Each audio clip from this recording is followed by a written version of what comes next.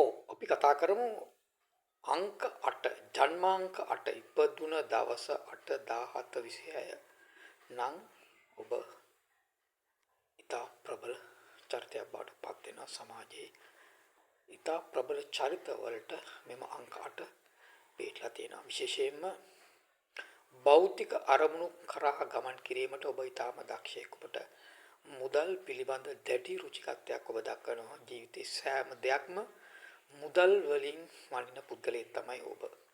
ඔබට ජයක් ගත නොහැකි ඉලක්කයක් නැහැ. ඔබ ඉතා ප්‍රබල චරිතයක්.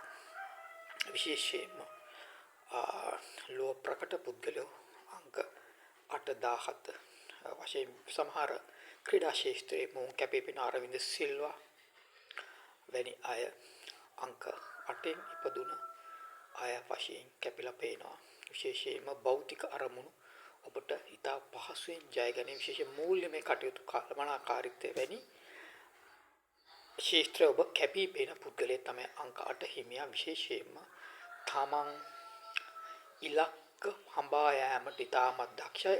නමුත් ඔබ ප්‍රවේශ විතු යම් කාලයක් ඔබේ ජීවිතයම පහළ මට්ටමට වැටෙන තත්ත්වයක් ඇති කරන අංක 8 හිමියාට ඒ නිසා ප්‍රවේශම් විය යුතුයි. විශේෂයෙන්ම අධික ආශා අතෘප්තියට පත් නොවීම හේතු කොටගෙන ඔබ යම් ආකාරයක අතෘප්තිකර ජීවිතයක් ගත කරන අංක 8 හිමියා